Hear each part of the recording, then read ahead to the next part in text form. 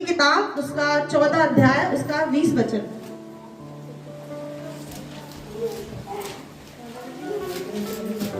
उत्पत्ति की किताब 14 अध्याय उसका 20 वचन।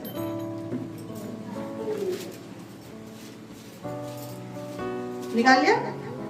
कोई भी जन एक जन पढ़ देगा इसको। और धन्य है परमेश्वर जिसने तेरे द्रोहियों को तेरे वश में कर दिया है। तब अब्राहम ने उसको सब वस्तुओं पर दशमांश दिया। हालेलुया।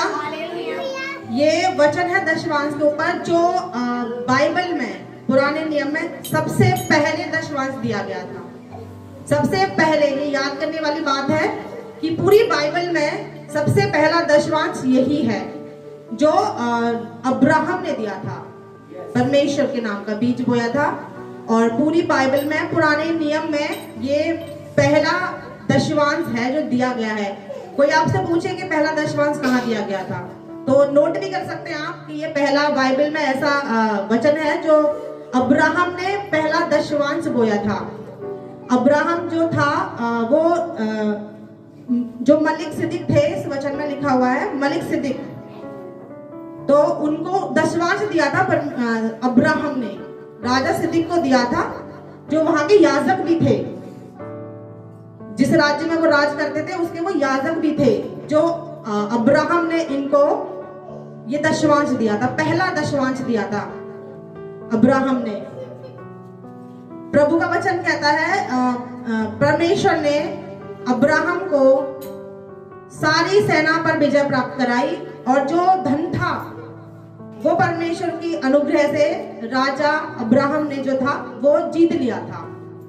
अब्राहम ने जीता था तो उस पैसे का, जितना भी पैसा उसने जीता था, उसका दशमांश उसने राजा सिद्दीक को दिया था। राजा सिद्दीक मतलब मलिक जो उस राज्य में राज करता था, जो वहां का याजक भी था। ये पहला है दशमांश जो अब्राहम ने परमेश्वर के लिए दिया था। इतना तो पता चल गया कि बाइबल में सबसे पहला दशमांश कहाँ और किसको दिया गया। हालेलुया। और आगे एक और वचन निकालेंगे हम दशमांश में। लूका की किताब उसका 21 अध्याय उसका 3 से 4 वचन। लूका की किताब 3 अध्याय उसका 21 अध्याय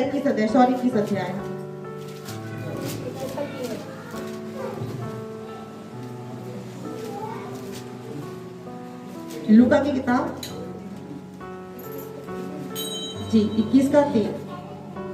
तब उसने कहा, मैं तुमसे सच कहता हूँ कि कंगाल विधवा ने सबसे बढ़कर डाला है। 3 और 4 हो गया। क्योंकि उसने अपनी अपनी बढ़ती में से दान में कुछ डाला है, परंतु इसने अपनी घटती में से अपनी सारी जीविका डाल दी है। हालेलुया। कंगाल विधवा के बारे में तो आप सब जानते होंगे, बाइबल में पढ़ा भी है और कई बार प्रचार भी हुआ है। तो यहाँ लिखा हुआ है कि तब उसने कहा, मैं तुमसे सच कहता हूँ कि इस कंगाल विधवा ने सबसे बढ़कर डाला है।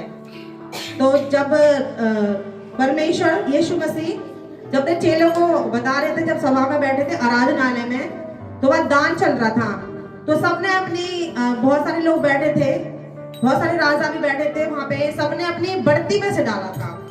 सबने अपनी कमाई में से 10वां हिस्सा डाला, सबने अपनी बढ़ती में से डाला था।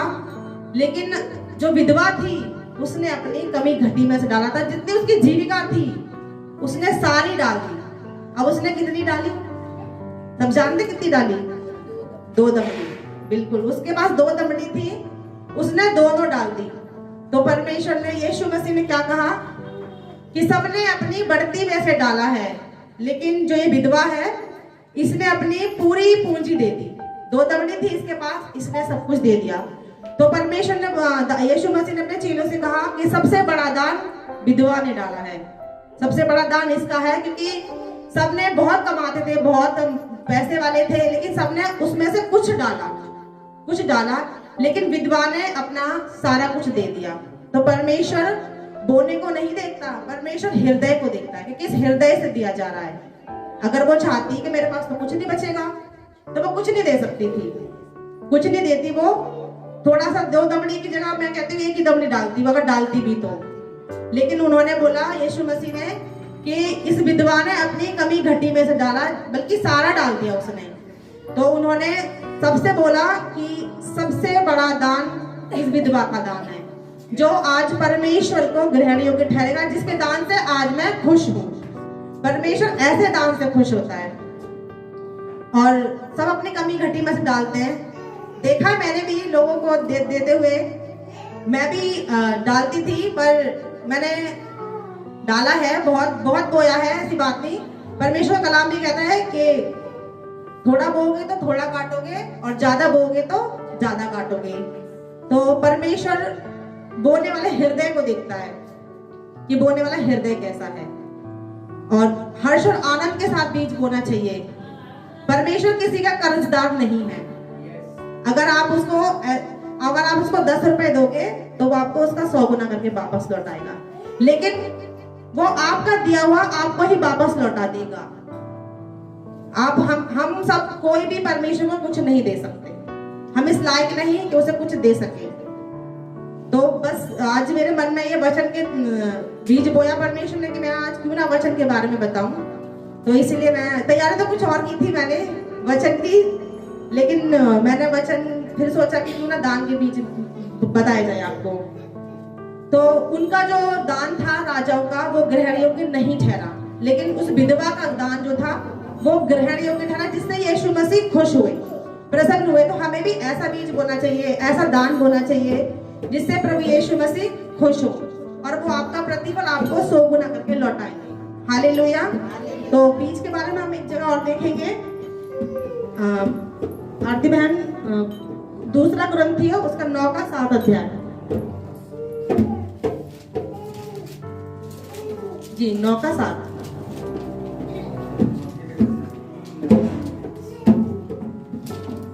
हर एक जन जैसा मन में ठाने वैसा ही दान करे, न कुड़कुड़ा के और न दबाव से, क्योंकि परमेश्वर हर्ष से देने वालों से प्रेम रखता है। हालेलुया।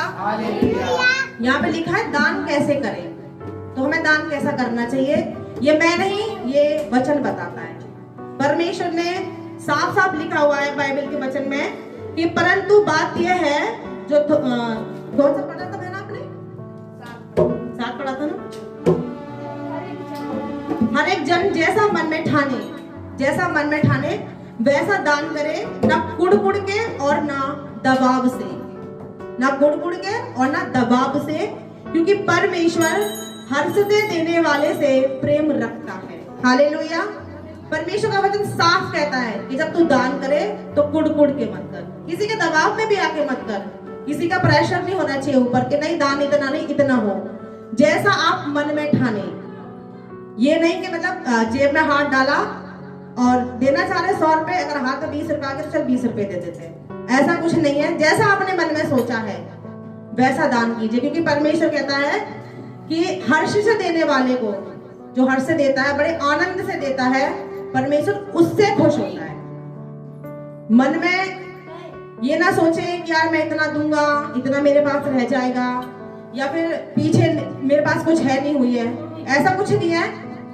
अपने पीछे के बारे में भी सोचे। अब ऐसा नहीं कि आप बाइक से आए हुए हैं और आपके पास सिर्फ 500 रुपए, आपने 500 भी डाल दिए और पेट्रोल के लिए आपके पास पैसे नहीं, आप कैसे जाएंगे घर पे? तो आप अपने पेट्रोल के लिए पहले पैसे बचाएं, उसके बाद परमेश्वर के दान में डालें। तो मेरे कहने का मतलब ये, बाइबल हमें ये बताती है कि हर एक जन, सब जन, किसी के लिए मना नहीं है, चाहे वो बच्चे हो, चाहे वो जवान हो, चाहे वो बुजुर्ग हो, जैसा मन में ठाने वैसा दान करे, और हर्ष से करे, उदास होके नहीं और किसी के दबाव में नहीं। कहीं भी जाकर मिनिस्ट्री में देख लो, कहीं भी चर्च में देख लो, सब जगह दान देते हैं, और ऑफरिंग अलग होती है। दान के बारे में बात चल रही है, सिर्फ दशवांश। दान का मतलब होता है अपनी कमाई का 10वां हिस्सा परमेश्वर के भवन में लाना। परमेश्वर को जरूरत नहीं चीजों की, पर परमेश्वर का ये वचन कहता है कि मेरे भवन में सारी भली वस्तुओं की भरपूरी रहे, किसी की भी कमी घटी न रहे, और वो सब आपके लिए होता है। ये चर्च सिर्फ हमारा नहीं है, मेरा नहीं है, परमेश्वर के दास का नहीं है, दासी का नहीं है, हम सबका है। तो जिम्मेदारी हम सबकी बनती है इस चर्च के लिए, क्योंकि हम सब कलेशा एक परिवार होता है। तो जैसा मन में ठाने आप वैसा दान करें। 10 रुपए दोगे तो परमेश्वर वापस लौटा के 100 रुपए देगा। जैसा आप बीज बोएंगे वैसा फल काटेंगे। आशीषें भी उसी के अनुरूप दी जाएंगी। थोड़ा बोएंगे परमेश्वर थोड़ी आशीष देगा, क्योंकि वो आपके बोने को देखता है, आपके मन को देखता है। तो मैं चाहूंगी कि आप अच्छा बोए, आप अच्छा बोए, क्योंकि परमेश्वर अब इतना आपको परमेश्वर देता है। आपकी जॉब से भी ब्लेस करता है, आपको आपकी बीमारियों से भी चंगा करता है परमेश्वर, आपकी जरूरतों को पूरा करता है परमेश्वर। आप जो परमेश्वर से मांगते हैं वो निस्वार्थ भाव से आपको देता है। तो हमारा भी तो फर्ज बनता है। और दान हम सिर्फ परमेश्वर के लिए नहीं देते, हम अपनी आत्मिक उन्नति के लिए देते हैं दान, जिससे हमारी आत्मिक उन्नति हो। दान देने से हमारी आत्मिक उन्नति हो, हम आगे आत्मिकता में बढ़े, चर्च की जरूरतें पूरी हो। और सबसे बड़ी बात, दास, परमेश्वर का दास, तो उनकी भी फैमिली होती है। वो कोई जॉब वगैरह तो करते नहीं है, कोई काम नहीं होता उनके पास, तो उनकी भी तो जरूरतें होती है और वो हम पूरा करेंगे। और हम सब मिलकर, कोई एक जन नहीं, सब जन मिलकर करेंगे। तो बस मैं ये कहना चाहती हूँ, क्योंकि मैंने बो के देखा है, जैसा मैंने बोया है वैसा मैंने काटा भी है। मैं बड़ी बात नहीं कहूंगी, मैंने ऐसा बोया है कि एक बार भैया भी कह रहे थे तुम और बोना चाहती हो। मैंने बोला हाँ भैया बिल्कुल। जब माइक सिस्टम लेने वाले थे हम, तो मैंने जो भैया ने जितने जितने मांगे, 1000-1500 जिससे भी सबसे मांगे, उतने मैंने दे दिए, पर अमाउंट पूरा नहीं हो पाया। तो जब वहां पे चर्च लगता था अंकल के घर में, अब बाकी 4-5 हजार रुपए बाकी पड़ रहे थे। फिर मैंने लास्ट टाइम पूछा भैया से, मैंने कहा भैया कितने की कमी है अभी? उन्होंने बोला बहन इतने की कमी है। मैं लेके गई थी, तो मैंने बोला भैया मैं बोना चाहती हूँ, और क्या आप और एक्स्ट्रा बोना चाहती हैं? मैंने कहा हाँ भैया मैं बोना चाहती हूँ, कि चलो परमेश्वर आपको आशीष करे। तो जितने बकाया थे, 4 थे, 5 थे, जितने भी थे, मैंने सारे दिए। तो मैं आपकी अपनी बढ़ाई नहीं कर रही हूँ, लेकिन कहते हैं ना, जब अपने जीवन की बताते तो लोगों को विश्वास बढ़ता है। तो जैसे मैंने बोया, सच में मैंने वैसा काटा। मैंने परमेश्वर के भवन में निस्वार्थ भाव से बोया, कोई डर नहीं, कोई दहशत नहीं, कोई मन में घबराहट नहीं। और बल्कि मैं तो ये चाहती थी परमेश्वर मुझे इस लायक बनाए कि मैं और बो, और मैं मदद भी सबकी बहुत करती थी। तो मैंने बोया, मैंने काटा। आप सब जानते हैं ना मैंने कैसे काटा है? सब जानते हैं ना, बताने की जरूरत नहीं है मैंने कैसा काटा है। और मैंने काटा है, परमेश्वर का बहुत बहुत धन्यवाद। आप बीज बोकर देखें, आप 100 गुना प्रतिफल पाएंगे। परमेश्वर जरूर आपको ब्लेस करेगा और 100 गुना आशीष के साथ ब्लेस करेगा। और ये निर्भर करता है आपके बोने पर, आप कैसा बोलते हैं। तो आप बेस्ट बोए, मेरा विश्वास है बेस्ट काटेंगे। बोने वाला जितना बोएगा उतना का। और हिंदू रीति रिवाज में बोलते ना, अब वचन में तो लिखा ही लिखा है, लेकिन हिंदू रीति रिवाज में बोलते कि जैसा बोओगे वैसा काटोगे। तो जैसा बोओगे वैसा काटोगे, ये बात सच है। उत्तम से उत्तम बो तो उत्तम से उत्तम काटोगे। तो बस मेरे मन में यही था कि मैं वचन के बारे में आपसे यही बात करूं कि परमेश्वर के देखा है मैंने कि दास की जरूरत भी पूरी नहीं हो पाती है। एक बार शायद आपको भैया ने बताया भी था। और मैं तो ये भी सोचती कि मैं अपने ससुराल से बोलूं, पर मेरे पास मैं वो यूज नहीं करती।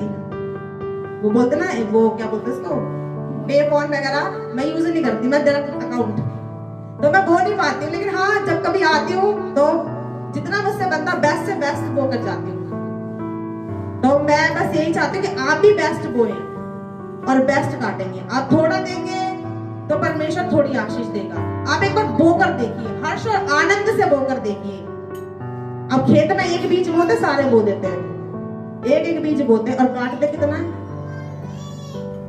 परमेश्वर किसी का कर्जदार नहीं है। आप कितना देते ना, परमेश्वर ऐसे बंद करके देने वाला परमेश्वर है। तो आप बोकर देखिए, मैं विश्वास करूंगी, ये मेरा विश्वास है कि मेरा वचन बीज, जो मैंने बीज का वचन बोया है, उससे आपके हृदय में ये वचन ठहर जाए और आप उत्तम से उत्तम बीज बोना स्टार्ट करें। क्योंकि चर्च की भी बहुत जरूरतें होती हैं, जैसे पंखा हो गया, बिजली होगी, बिजली का बल्ब बिल हो गया, माइक सिस्टम हो गया, म्यूजिक सिस्टम हो गया, ये ढोलक हो गई, बहुत सारी चीजें हैं। और परमेश्वर के दास की भी फैमिली है। तो हमें यही करना चाहिए। अब परमेश्वर के, अब ये भवन से परमेश्वर का तो है नहीं, दास का तो है नहीं है, हमारा सबका है। तो हमें सोचना चाहिए, और कलीसिया ही मिलकर करती है, क्योंकि हम सब एक परिवार हैं। तो अच्छा बीज बोए, जैसे परमेश्वर आपसे प्रसन्न हो, दास खुश हो ना हो, दास तो आप थोड़ा भी दे रहे हैं तब भी बहुत खुश है। वो आपसे कभी कहा उन्होंने कि नहीं जीतना ही चाहिए मुझे? तो कोई भी दास प्रेशर नहीं डालता और ना डालना चाहिए। जैसा आपका मन करता है वैसा बोए, लेकिन परमेश्वर का कलाम कहता है कि हर्ष से बोने वाले से परमेश्वर प्रसन्न रहता है। और आगे एक वचन और हम परमेश्वर के वचन में देखेंगे, मलाकी की किताब 3 अध्याय उसका 10 वचन, पुराने नियम में मलाकी की किताब 3 अध्याय उसका 10 वचन।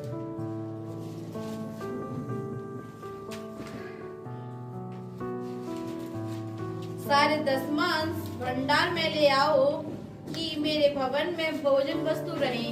और सेनाओं का यहोवा यह कहता है कि ऐसा करने से मुझे परखो कि मैं आकाश के झरोखे तुम्हारे लिए खोलकर तुम्हारे ऊपर अपरंपार आशीष की वर्षा करता हूँ कि नहीं। देखो परमेश्वर का वचन भी कहता है कि सारे दशमांश भंडार में ले आओ। भंडार का मतलब परमेश्वर का भवन। परमेश्वर का भवन ये भंडार होता है परमेश्वर का। परमेश्वर का वचन कहता है कि सारे दशमांश, अपने कमाई का 10वां हिस्सा भवन में ले आओ, जिससे कि जो कलीसिया होती है ना, कलीसिया जो परिवार होता है, उनको किसी भली वस्तु की कमी घटी ना हो। जैसे बहुत बड़ी बड़ी मिनिस्ट्रियां होती हैं, दूर दूर लोग जाते हैं, वहां पे वो लोग क्या करते हैं, उनका खाने का भी इंतजाम करते हैं, रहने बैठने का भी इंतजाम करते हैं, नहाने धोने का भी इंतजाम करते हैं। तो ये सब कहाँ से होता है? ये सब कुछ होता है। और किराया भाड़ा भी देना पड़ जाता है, यहाँ तक कि बस भी लगा देते हैं वो कलीसिया के लिए कि बस आओ आप। तो इसका मतलब यही तो है कि परमेश्वर अपने राज्य को बढ़ाना चाहता है। ये दान देने से परमेश्वर का राज्य बढ़ता है। बहुत सी जरूरतें होती है, अब वहां पे लोग जाते हैं, अब पास्टर तो अकेला करेगा नहीं, तो उससे पता क्या होता है, कलीसिया की जरूरतें पूरी होती है।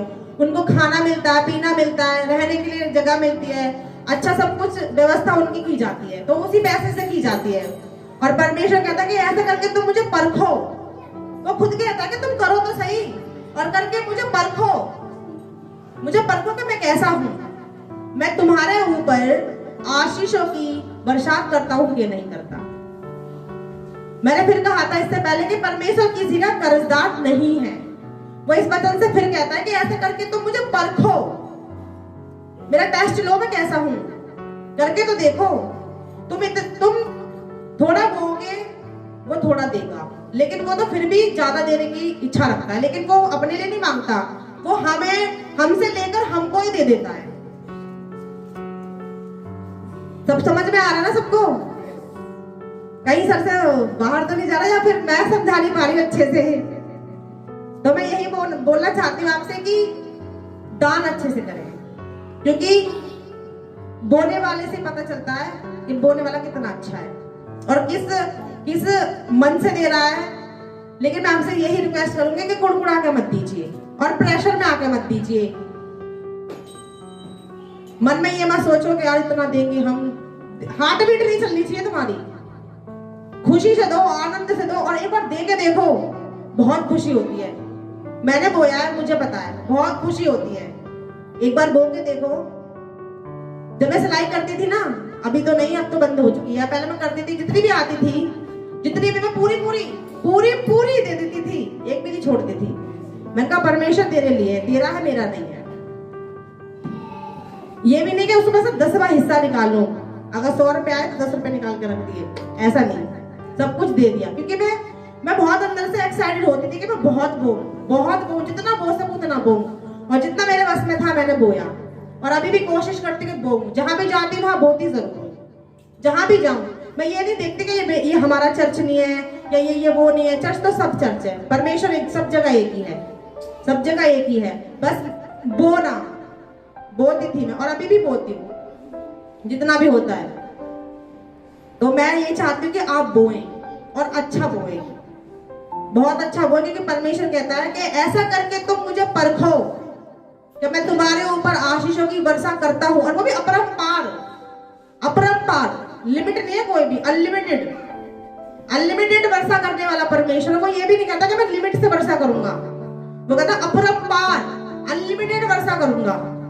तो आप देखे तो देखो, अब देने वाले बनो, फिर अपने आप को देखना, अपने जीवन को देखना, परमेश्वर कैसा आपको ऊंचे उठाता है, और जितना आप बोएंगे उससे 100 गुना काटेंगे आप, ये मेरा विश्वास है। और बाइबल साफ साफ कहती है, बिल्कुल साफ साफ क्लियर कहती है।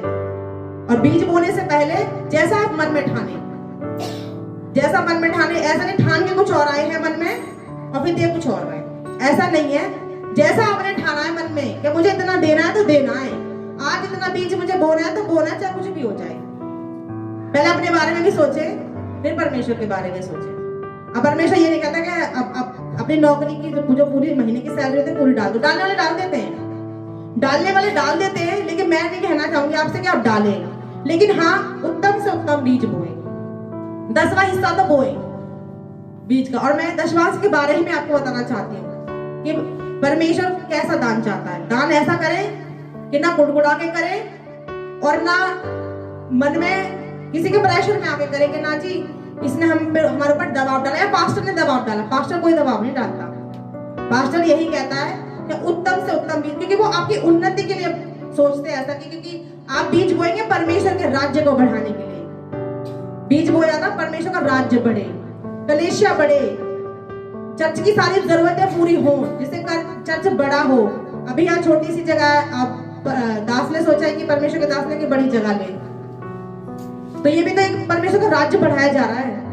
हर चीज से परमेश्वर का राज्य बढ़ता है। तो आप बीज बोए परमेश्वर के राज्य को बढ़ाने के लिए और अपनी आत्मिक उन्नति के लिए, जिससे आपकी आत्मिक उन्नति में बढ़ोतरी हो, आप आत्मिक रीति से बढ़े, तो आप बेस्ट से बेस्ट बोए। परमेश्वर आपको बहुत आशीषों से ब्लेस करेगा।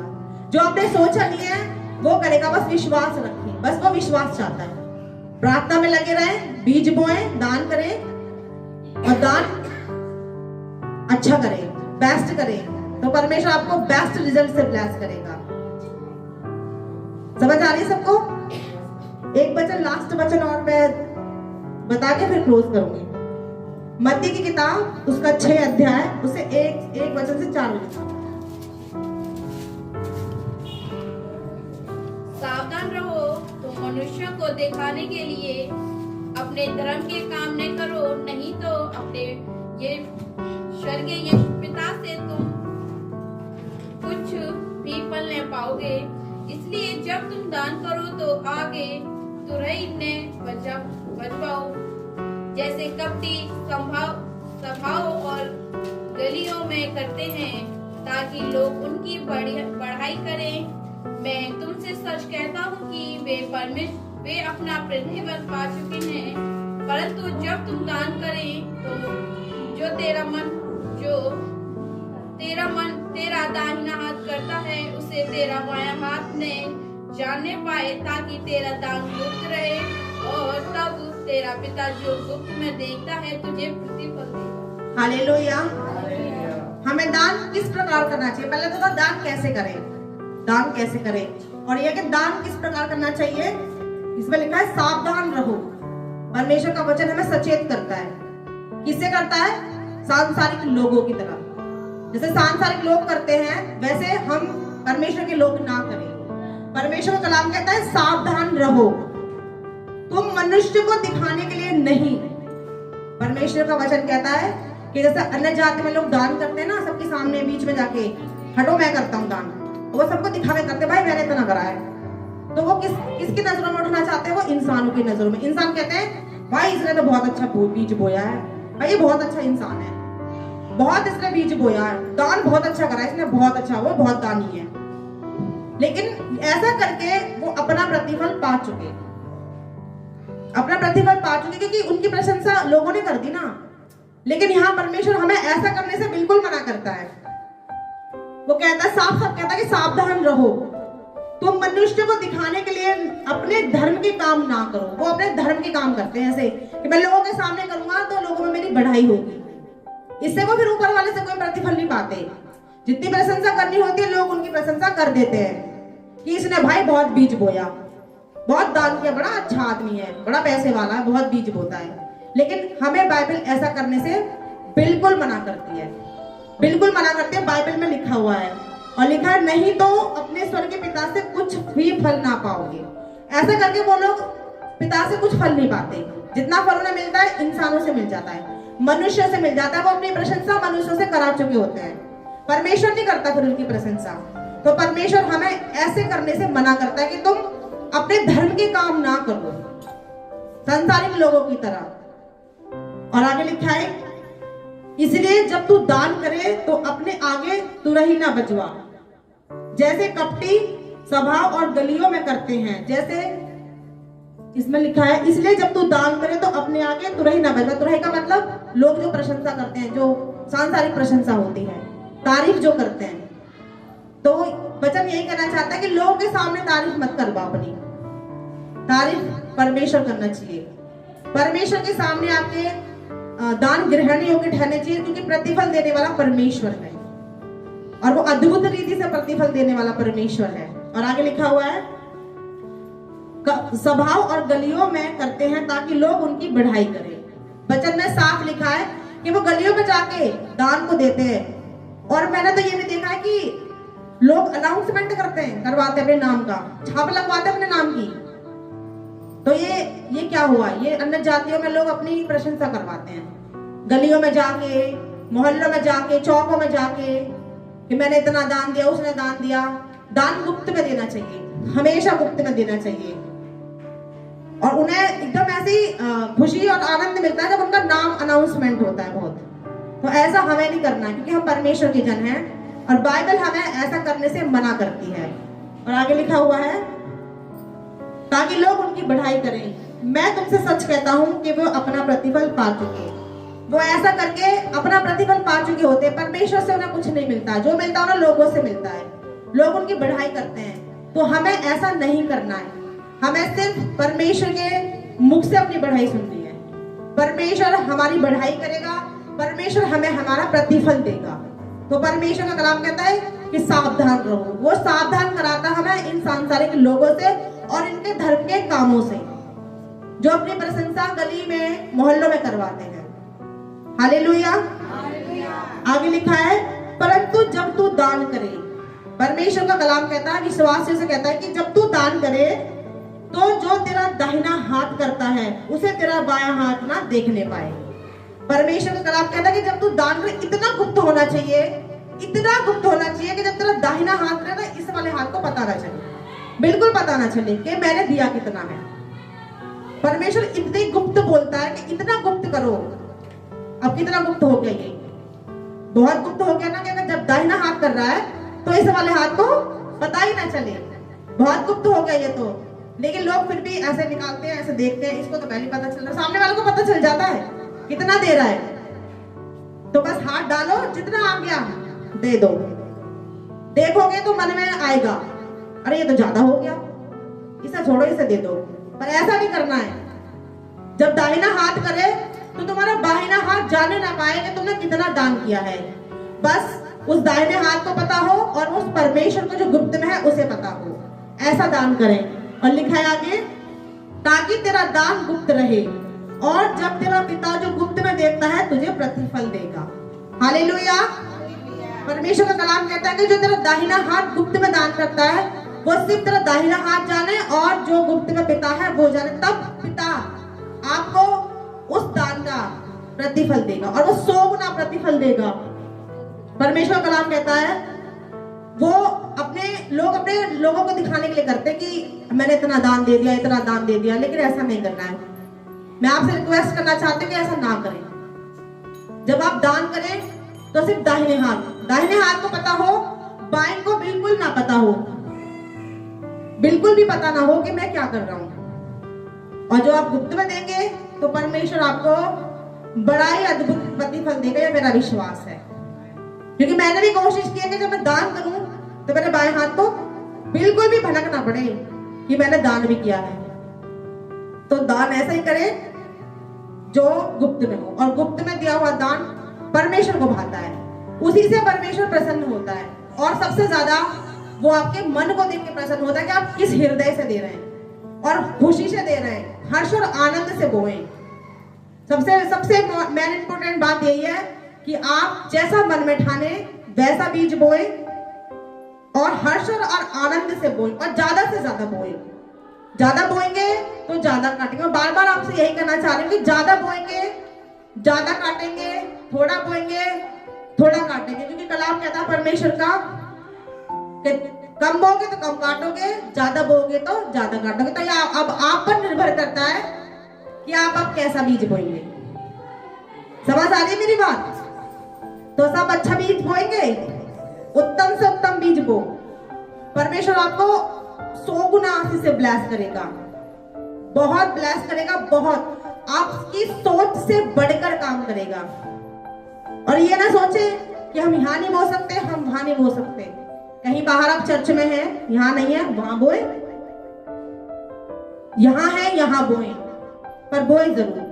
और एक बोना वो भी होता है जो मदद की जाती है। अगर आपको लगता है कि ये परेशान है तो हम उसकी मदद कर सकते हैं। वो भी एक दान की तरह होता है, वो भी परमेश्वर को बहाने योग्य होता है। ऐसा ना बोलेंगे तो वो बिल्कुल अच्छा खासा है और वो तो आपसे मांग रहा आपसे दे दे। पहले देखेंगे वो इस लायक है कि नहीं है, क्योंकि आपका दान जो होता है ना वो परमेश्वर के पास जाता है। तो आप ऐसा बोए कि स्वर्ग राज्य में आपका दान ग्रहण योग्य ठहरे और परमेश्वर आपसे प्रसन्न हो, जिससे वो खुश होकर आपको 100 गुना प्रतिफल दे। तो बीज बोना ना भूले और बेस्ट से बेस्ट बोए, उत्तम से उत्तम बोए। दान तो बहुत बड़ा होता है, बस करने वाला होना चाहिए।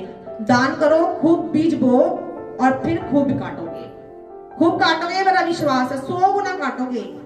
और परमेश्वर का कलाम कहता है कि परमेश्वर किसी का कर्जदार नहीं होता। वो आप जितना बोगे उतना काटोगे। और आप चर्च को भी लेके ध्यान में रखा करें बातें, चर्च में किस चीज की कमी है, किस चीज की घटी है। और परमेश्वर के दास को जब आप बोगे बेस्ट, तो सारी चीजें इसी में लगनी, आपकी उन्नति के लिए लगेगी, आपकी आर्थिक उन्नति के लिए। और जब आप बीज बोगे तो आप उसके राज्य को बढ़ाओगे, परमेश्वर के राज्य को बढ़ाने के लिए बोए, जिससे कि परमेश्वर का राज्य बढ़े। और ये समय राज्य बढ़ाने का ही है, परमेश्वर का राज्य बढ़े और आपकी आर्थिक उन्नति हो, आपकी उन्नति होगी, आप ब्लेस होगे, आप आशीषों को पाओगे और आप बहुत बहुत ब्लेस होगे, क्योंकि परमेश्वर 100 गुना आशीष देने वाला परमेश्वर है। तो मेरी बस यही वचन से बात थी कि आप बेस्ट बोए। और आप ऐसे ना बोए 10 रुपए डाल दिए, 5 रुपए डाल दिए, 20 रुपए डाल दिए, कोई मैं तो फटा नोट भी डाल देता है, मैंने भी देखा है।